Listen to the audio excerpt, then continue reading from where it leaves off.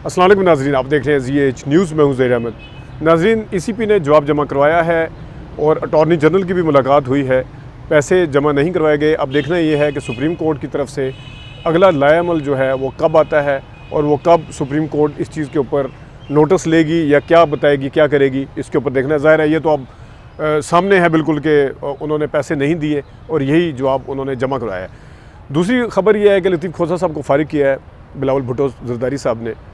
इसके ऊपर बात करेंगे। और मरीम नवाज शरीफ साहबा की जो वीडियो लीक हुई है, इसके अंदर डबल स्टैंडर्ड कैसे कैसे आए हैं, और काजी फाइज़ साहब की जो एंट्री थी कल, उस पर बात की थी, उसके ऊपर भी ज़रा सी बात करेंगे। और साफ़ियों के हवाले से बात करेंगे कि उसको कैसे कैसे ले रहे हैं। सबसे पहले जो जवाब इसका लतीफ़ खोसा साहब के ऊपर आते हैं कि पार्लियामेंट आइन की, कल उन्होंने आइन की गोल्डन जुबली मनाई है और आइन करते थकते नहीं हैं।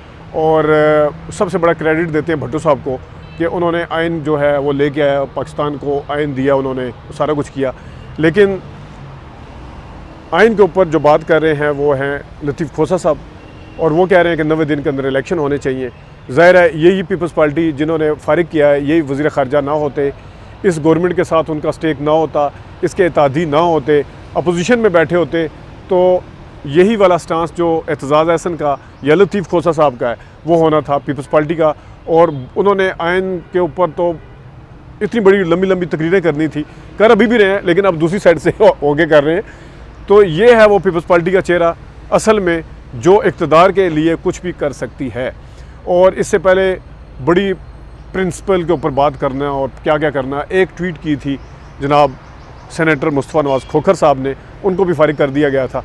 और एतजाज़ अहसन साहब वैसे दूर हैं जो आइन और कानून समझते हैं। कल भी हमें अपनी वीडियो में कहा था, उनको वो लोग दूर कर रहे हैं जिनको आइन और आइन का बिल्कुल कख पता नहीं है, जिनको कानून का बिल्कुल भी पता नहीं है, वो लोग उनको एक जुम्बिश कलम से जिसे कहते हैं दस्तखत करके हटा दिया जाता है, दूर कर दिया जाता है।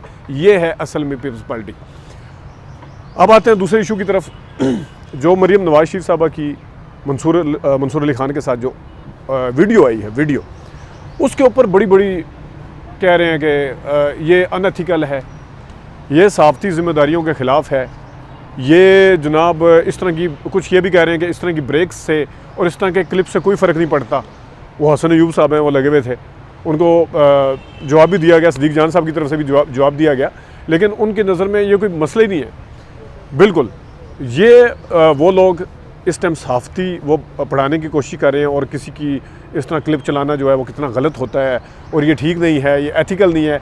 ये वो लोग हैं जिस वक्त इमरान खान की कोई ऑडियो या वीडियो आती है, तो जब इनसे कहा जाता है कि आप बताएं कि आप ये समझते हैं कि किसी की ऑडियो लीक करना या किसी की वीडियो लीक करना ठीक है या नहीं है, तो उस वक्त कहते हैं छोड़ें, इस चीज़ को लीक करना ठीक है या नहीं है। ये देखें कि वो क्या कह रहा है। इमरान खान मुल्क के ख़िलाफ़ बात कर रहा है, इमरान खान फ़लानी चीज़ के ऊपर बात कर रहा है, इमरान खान ये है, उसकी इंटेंट ये शो हो रही है, वो नेगेटिव है, वो ये बात कर रहा है। उस वक्त यहाँ से आते हैं कि छोड़ें कि लीक करना ठीक है वीडियो को, या वीडियो को आउट करना ठीक है। अब जब अपनी बारी आई है, जिस वक्त अपने कंटेंट की बात आ रही है, जितने बड़े मीनार खड़े किए हुए थे गिफ्ट लेने के, घड़ी चोर के और पता नहीं किस किस चीज़ के, वो जिस वक्त अपने ऊपर आया है, जिसमें अपनी चीज़ें पकड़ी जा रही हैं, अपनी गाड़ियाँ पकड़ी जा रही हैं, और वो पता भी नहीं है उनको, और एक्टिंग हो रही है आगे से, बंद करो, धमकाया भी जा रहा है, सुनो तुम ये सुनो, एंकर को कैसे कहा जा रहा है कि सुनो ये, और वो ये कब किए हैं ये तो मुझे नहीं पता, ये मैं पूछ के बताऊँगा, ये बिज़नेस वालों ने कर दिया होगा, ऐसे ही कर दिया बिज़नेस वालों ने। अब बिज़नेस जो इनके वो होगा, जो भी बगैर उसके कि आपके नाम पे गाड़ी डाल दी जाए।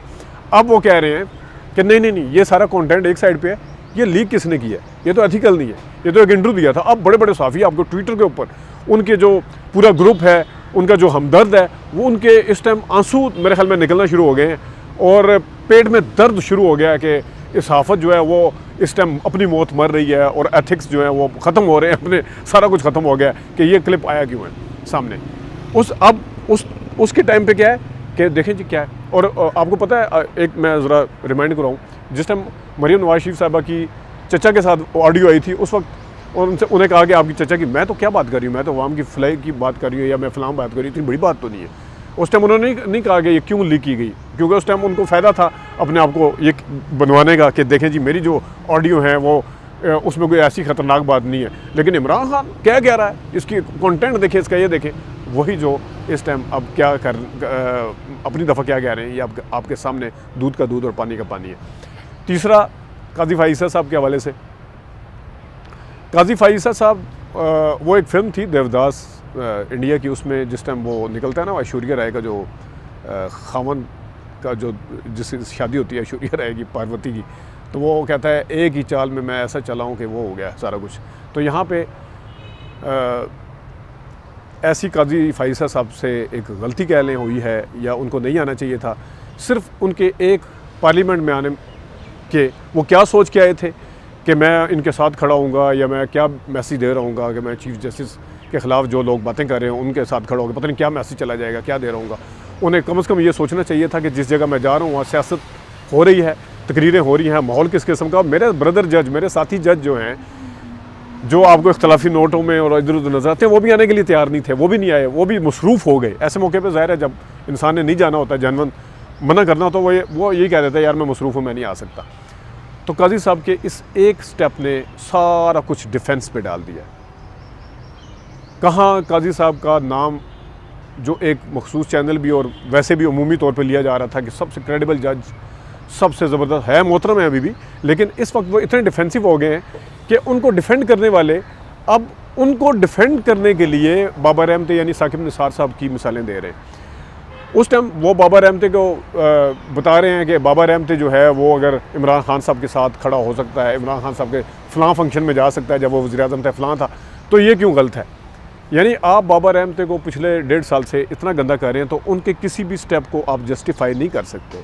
आपके अपने बयानिए के हिसाब से सबसे जो नेगेटिव कह लें जज आपकी नज़र में जो हैं, आपकी नज़र में, मैं आपकी विकेट के ऊपर बात कर रहा हूँ, वो हैं बाबा रहमती यानी साकिब निसार साहब। अब एक क्रेडिबल जज को, जिसकी क्रेडिबिलिटी बिल्कुल ख़त्म हो चुकी हो, उसके साथ कैसे मिलाया जा सकता है, मेरा एक सवाल है।